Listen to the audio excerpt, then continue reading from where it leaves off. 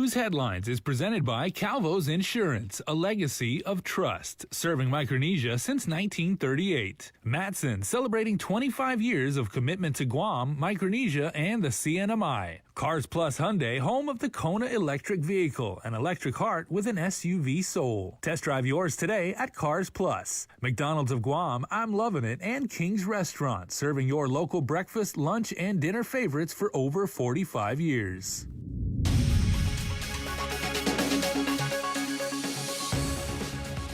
Tonight on Primetime, Nestor Lecanto gets an update after week one of fiscal year 2022 has wrapped up.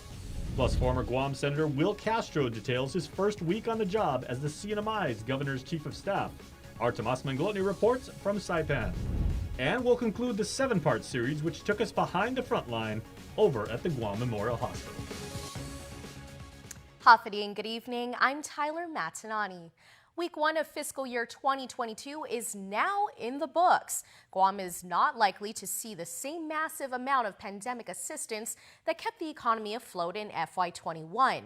But Administration Director Edward Burns says they've been preparing for the eventual easing of the generous federal relief. Nestor Lecanto reports. No more economic impact payments, no more pandemic unemployment assistance, but some other help, such as rental assistance, is still available, says DOA Director Ed Byrne. The payouts were roughly something north of $6 million, but I'm pretty certain that we're going to see an acceleration in that because of the loss of income that people are going to get or suffer from because of the withdrawal of the PUA funding. The Homeowners Assistance Program, we submitted our plan at the end of August, and we're waiting for Treasury to approve the plan, which I'm sure they will. But Byrne agrees that FY22 will be challenging, especially if tourism is slow to return as expected.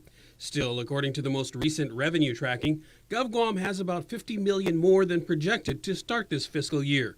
Byrne cautions lawmakers, though, that expenses may also have increased. The concern is that that when senators look at it, they think that it's available to finance their no doubt very well-meaning project that they particularly have in mind, but they sometimes forget that sometimes we need to have that cash to pay an expense that we know is going to occur later. And that's just part of cash forecasting. But that's our job, it's not theirs, but it's our job to tell them when we feel that that might be a risk. Senators just approved a pair of big ticket projects, a new hospital complex and a new prison. But Byrne says that sort of spending is appropriate. Infrastructure is really important, and it's never really been budgeted. Certainly since I've been in government, there's never really been a budget for infrastructure and capital improvement. So using federal windfalls such as 100% EITC reimbursement and also taking advantage of low interest rates, he says, makes sense. For Guam's News Network, I'm Nestor Lecanto. Meanwhile, the administration is still not ready to release a spending plan for the hundreds of millions of dollars in American Rescue Plan funding it received. Senators were clamoring for details ahead of the FY22 budget, which they eventually passed. But Burns says they didn't really need the plan. During the budget hearings, some of the people we were talking to kept on mentioning, oh, well, we need this to support our government operations. It's not really intended for government operations. It's intended to be a recovery plan. But the administration has spent some of the ARP money. GPA, GMH, and a GITA grant program has received millions. And the All Rise program, including any amounts above the $30 million cap, are also covered by ARP. Paid out, but I'm sure if you're patient a little bit longer, the governor will release it, and you'll see that it's basically a plan for 4 years. And we want to make sure at the end of that 4 years that we just don't fall off the edge either, that we have a plan for moving on beyond that 4 years. The budget bill requires the administration to file a monthly report on ARP spending starting next month. Otherwise, Byrne and Budget Director Lester Carlson are subject to a nominal fine. Huge improvements have been made at Child Protective Services since the governor declared an emergency at the agency earlier this year. In January, she ordered the Department of Youth Affairs to take over because of a huge backlog in case reviews known as social studies. They're used by the court to determine if a household is suitable for adoptions and foster care. Senators got an update during a public hearing on a bill by Speaker Therese Terlahi to address what was the biggest problem: a severe shortage of social workers. Acting Human Services Program Administrator Corinne Buendicho. I support the language and amendment in the bill as it allows qualified private contractors, personnel from other divisions or agencies, or qualified retired personnel of the division to step in and assist with this very important and critical mandate. One of the most effective tools afforded to us during this CPS emergency declaration was our unlimited access to the cohort of CPS retirees. Even until today, these retirees continue to volunteer their time and provide much needed assistance, guidance, and support.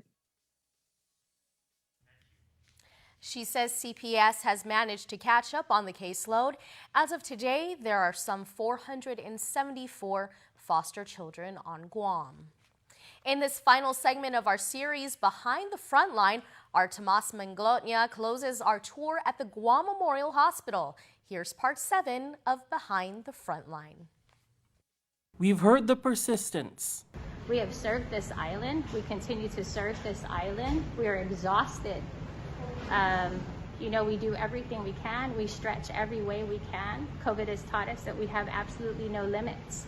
So we keep pushing for everybody in this community. And we've heard the hopes and frustrations of our island's healthcare workers pushed to the limits in this pandemic. If we knew things we know now, during the first or second wave, yes, it would be much easier, and I think the burnout would be also much less. I was frustrated because, if we all would be vaccinated, this third wave most likely wouldn't happen as much as it happened.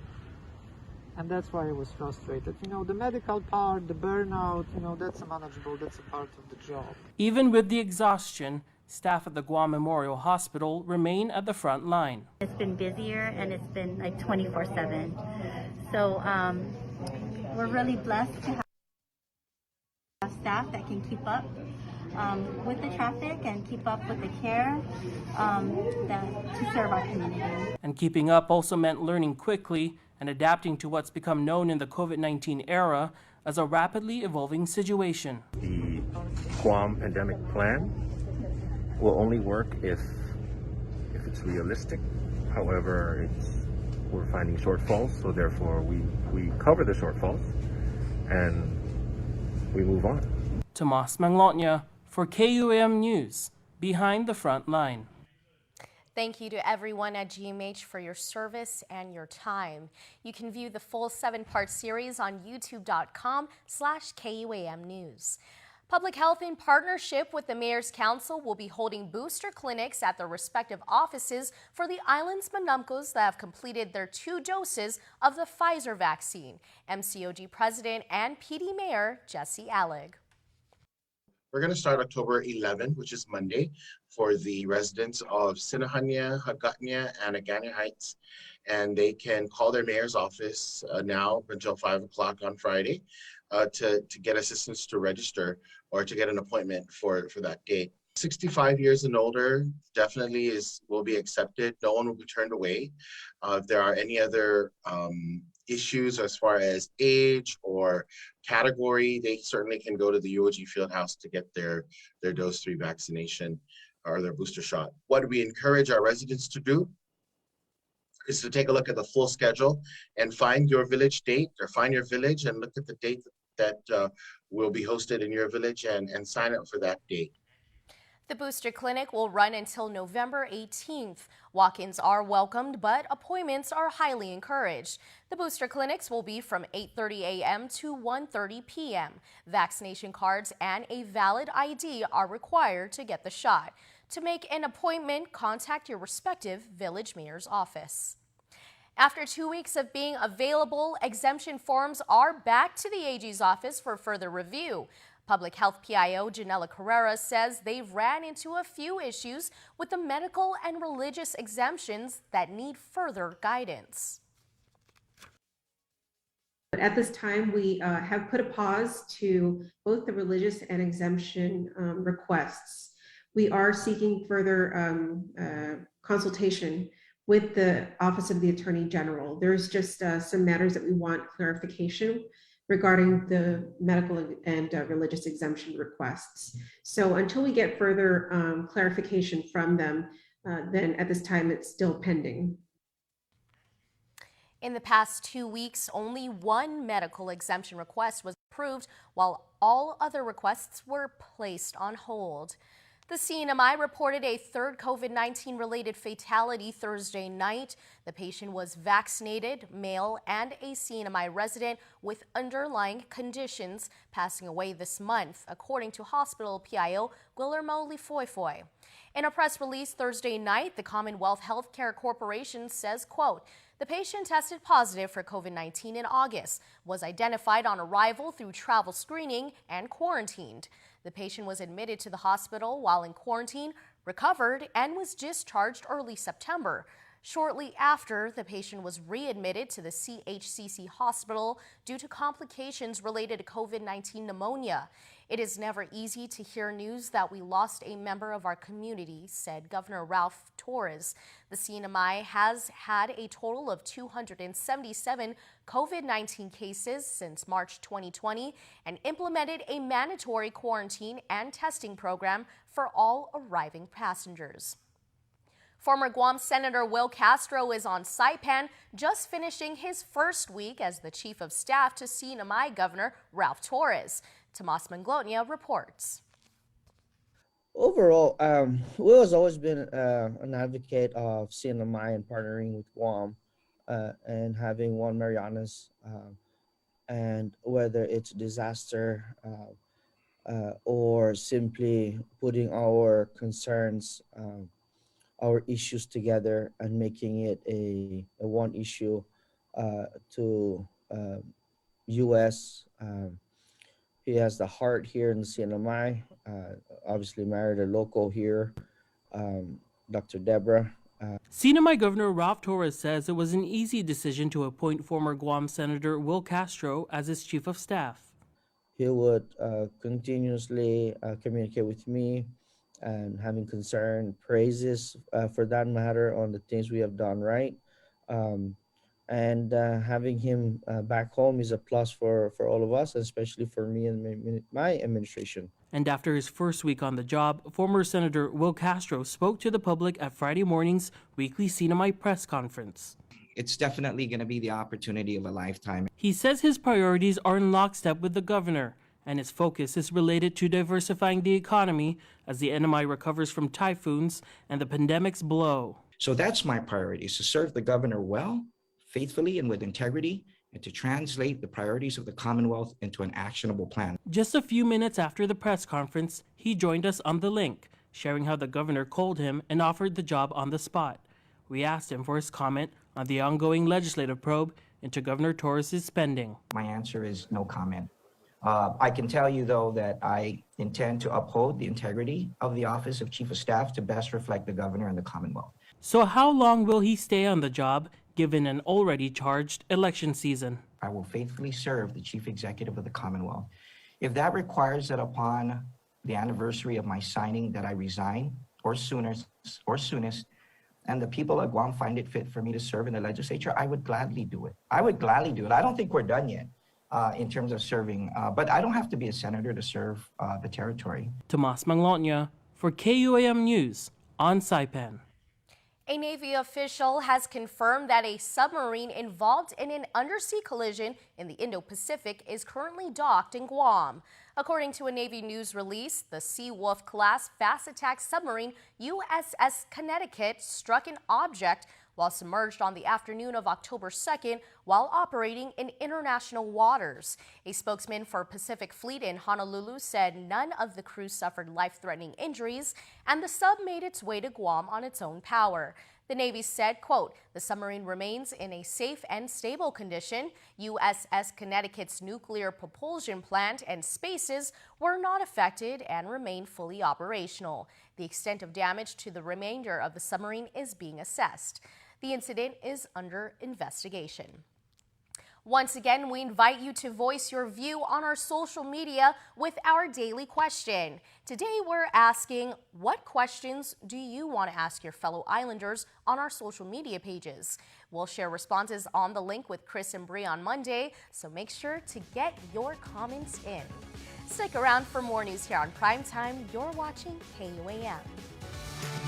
Get up-to-the-minute news, plus access to alerts, streaming radio, promotions, and more on your mobile device by downloading the KUAM News mobile app, available at the App Store now. Half a day. As we look ahead to a brighter tomorrow, Matson's commitment to Guam and Micronesia remains stronger than ever.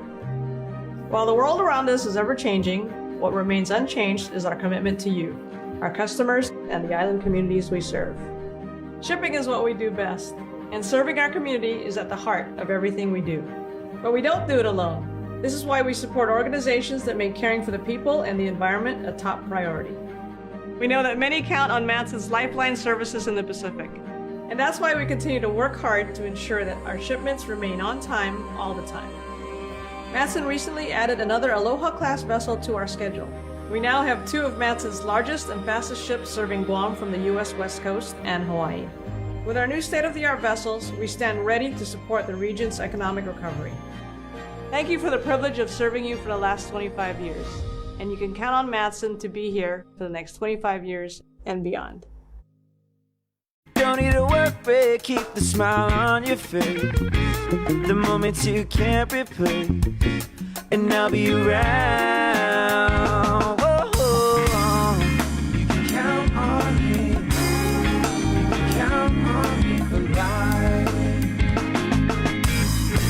Wherever life takes you, we're always here for you.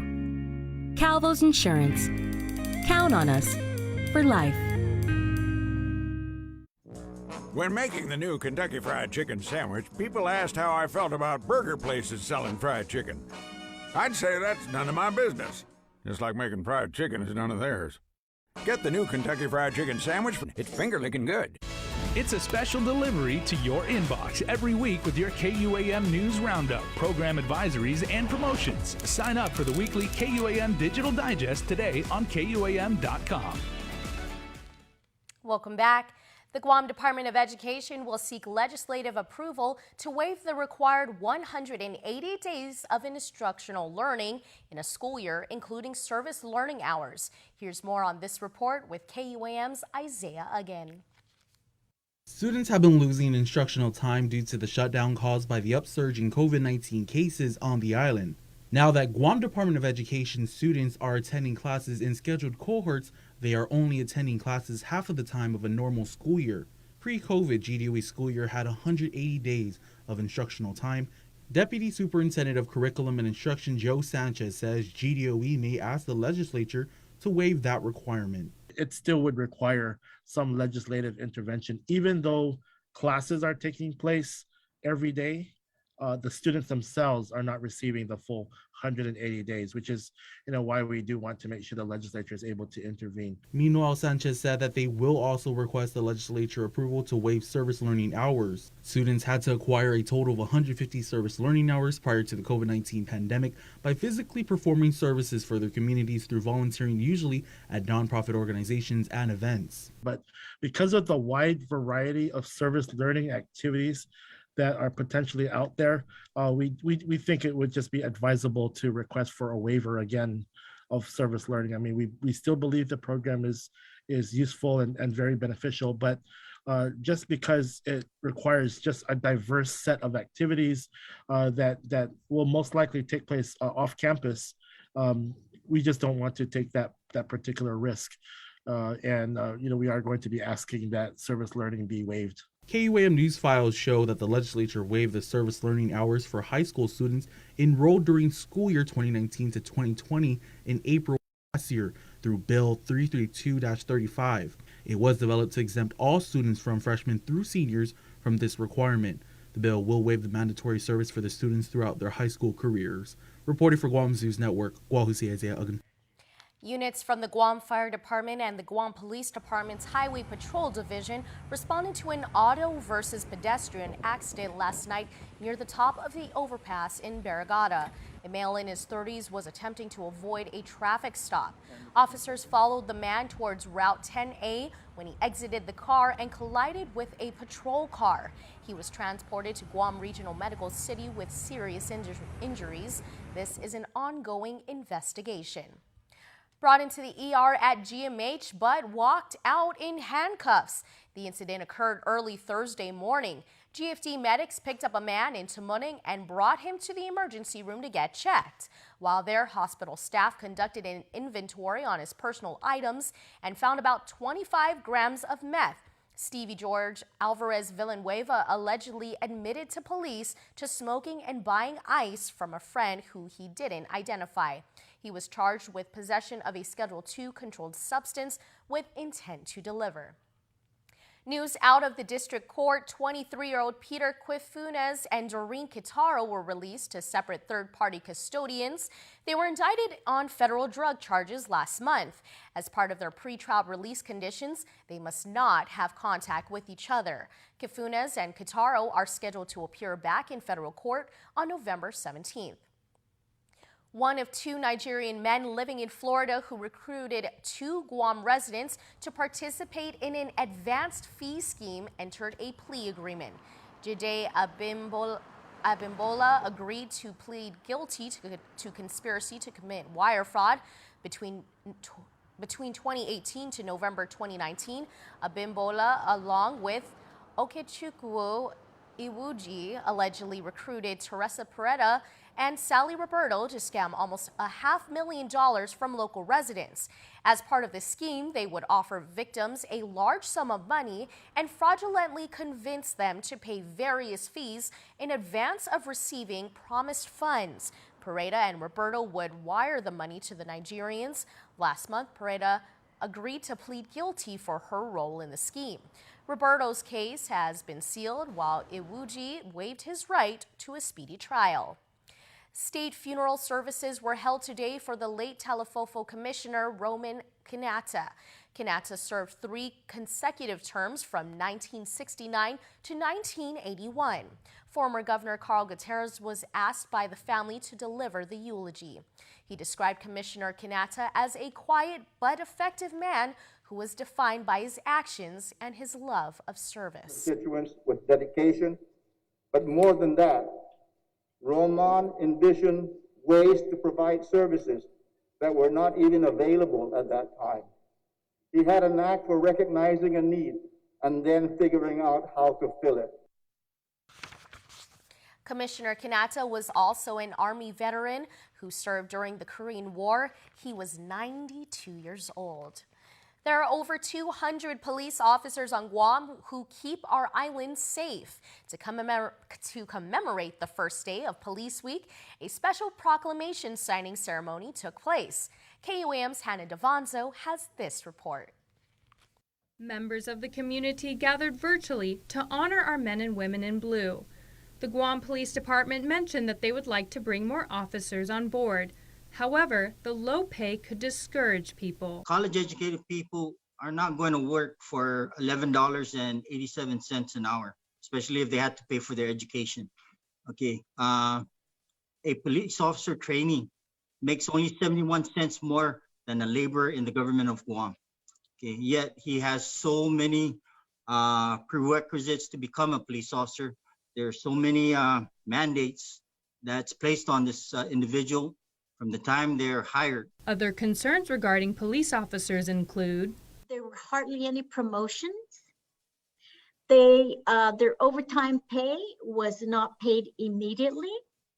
And that is one of my biggest pet peeves. And these guys know this, that when a person works, they should be paid right away. Not, 3 weeks later or 4 weeks later, and not 2 months later. And when they came on board, they were like months behind in overtime payment. Police officers are public servants and perform their work with courage daily. Governor Lou Leon Guerrero says they are looking at making pay adjustments and promotions for our island officers. Reporting for Guam's News Network, I'm Hannah Devonzo. Sports is up next with Dave Delgado, and still to come, your Cold Stone Creamery birthday shoutouts. Keep it here, you're watching KUAM.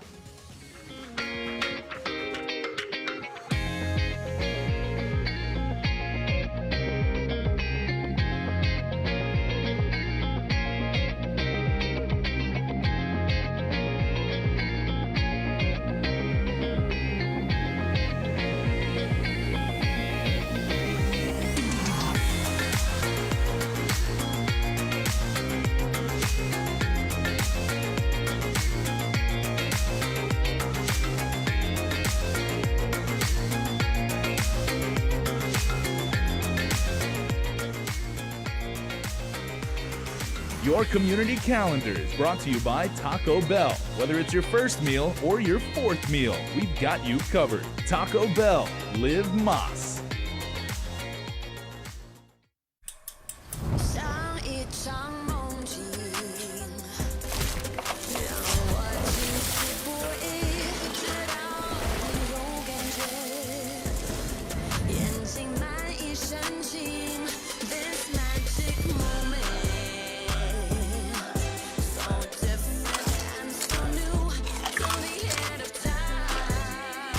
New crispy almond chicken breast for a limited time only at Panda Express. Half a day. Hi, That will be $20, please. I forgot my Mobile Smiles driver's rewards card. No worries. You can now use your registered mobile number to earn points. Can I use my mobile number to redeem rewards? Sure. Just show us your photo ID or driver's license. That's easy. KUAM Sports is brought to you by Docomo Pacific. Better together.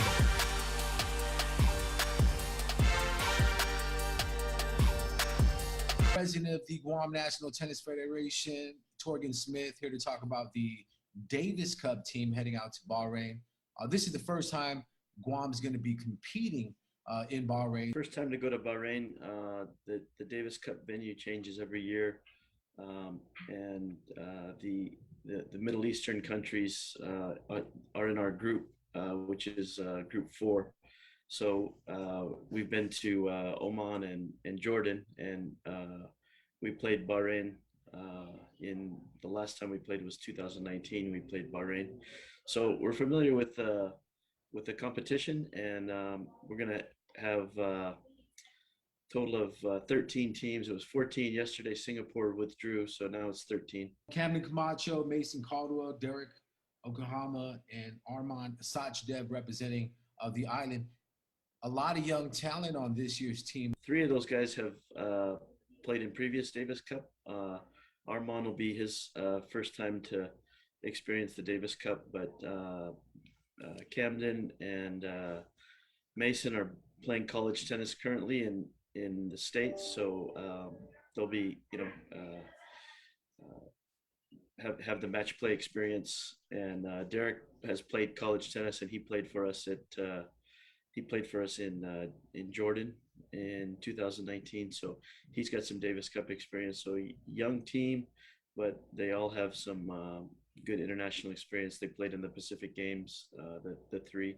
So looking forward to them, stepping up, and hopefully we'll have a good chance for promotion to Group 3. How much of an advantage will the host country have when it comes to the surface playing on the court? Disadvantage we'll have is the long transit time to get there. But the surface is similar to what we normally play on, and the guys have been traveling for their colleges, and so they're used to getting to a venue and getting used to it pretty quickly. It's a hard court surface. We'll get there on Friday night, and we won't start our match play until Monday. So we'll have an opportunity to get a few practices in on the court. We're actually gonna the 3 of us coming from Guam are gonna have a 7-hour layover in San Francisco, and we're gonna go play, have a practice break up the trip a little bit with a practice in the layover. In programming news, tune into the stations of KUAM. You know how we do it. Catch all your NFL action right here. Monday, October 11th on KUAM TV 11, 3 in the morning, NFL on CBS, New Orleans Saints at the Washington football team. Then at 10:20 in the morning on NBC, KUAM TV 8, Sunday Night Football, Buffalo Bills at the Kansas City Chiefs. KUAM Sports is brought to you by Docomo Pacific. Better together.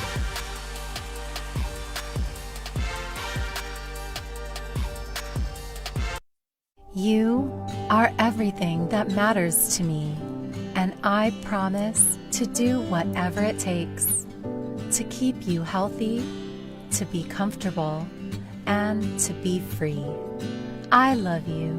As long as we're together, I'll always make sure that home will always be our best place to breathe.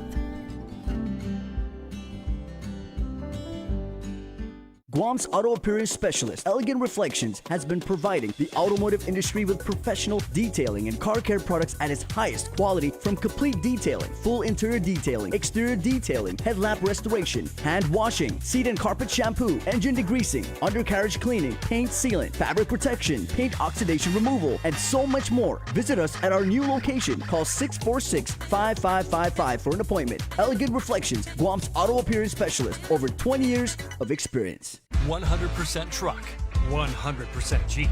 Experience next-level off-roading on your new Jeep Gladiator, the most capable off-road midsize pickup truck crafted for adventure, equipped with best-in-class towing capacity, legendary 4x4 Jeep capability, and backed by Guam's only lifetime powertrain warranty. Drive home in a 2021 Jeep Gladiator today, starting as low as $315 per paycheck during Jeep Adventure Days. Visit CarsPlusGuam.com to get pre-approved online today. Terms and conditions apply. Cars Plus, driven by you. And before we close out the news tonight, our latest round of birthday shout-outs from the Cold Stone Creamery Birthday Club. It's an end-of-the-week version of the Cold Stone Creamery Birthday Club, my friends. So happy birthday to Shiley Moore. Happy blessed birthday number 2, my baby girl. May your day be the best and the greatest ever. Love always, your family. Great message. Richard celebrates a birthday today, and happy birthday and many blessings to you, sir, from your family and friends. Zayden Kenga, happy birthday number lucky 7. May your day be filled with lots of love and fun. Your family says they love you and they're very, very proud of you. Happy 7. Peter J. Matanonia, happy blessed birthday to you, Peter. Enjoy your special day always, says your beloved family. To Joaquin Taisegui, happy blessed 59th birthday, my honey. Wishing you many more wonderful years in good health. You are an amazing husband and lover. I couldn't ask for anything more. You always smile no matter what. You are the best. Huguaizahao, and I'll be your forever Cyric love. Wow. Happy birthday, sir. And Zola Fernandez, happy birthday, Zola. May you have many more years. Love all of your family, all of them.